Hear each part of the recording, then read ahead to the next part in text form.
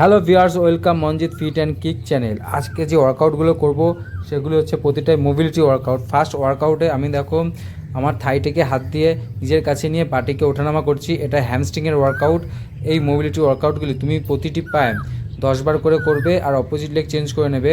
এই ওয়ার্কআউটগুলি খুবই ভালো ওয়ার্কআউট। এটা প্রথম ওয়ার্কআউট গেল। সেকেন্ড ওয়ার্কআউটে তুমি তোমার একটা পাকে অপোজিট আর একটা পায়ের দিয়ে প্রেশার দিয়ে উল্টো সাইডে নিয়ে যাবে।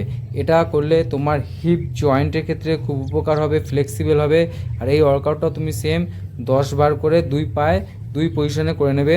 এতে তোমার খুব মোবিলিটি ইমপ্রুভ হবে। আর মোবিলিটি ওয়ার্কআউট খুব ভালো একটা ওয়ার্কআউট, যেটা তোমাদের প্রতিটি এক্সারসাইজের পর অবশ্যই করা উচিত। প্রতিদিন এটাকে ইনক্লুড করা উচিত তোমার প্র্যাকটিস সিজনে।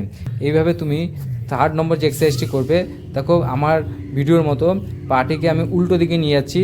এটাও তোমার কোমরের ক্ষেত্রে বা হিপ জয়েন্টের ক্ষেত্রে খুব ভালো একটা ওয়ার্কআউট। এই মোবিলিটি ওয়ার্কআউটগুলি তোমার খেলার ক্ষেত্রে খুব ইমপ্রুভমেন্ট এনে দেবে। তাছাড়া এই ওয়ার্কআউটগুলি তুমি অবশ্যই প্রতিটি দিকেই চেঞ্জ করে করবে। তুমি চাইলে 10 বার থেকে 15 বার, 15 বার থেকে 20 বার করতে পারো, সেটা তোমার ক্যাপাসিটির ওপর। যত করবে ততই তোমার ভালো।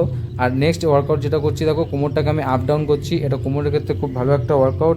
এটাও তুমি 10-15 বার রেপিটেশন করবে।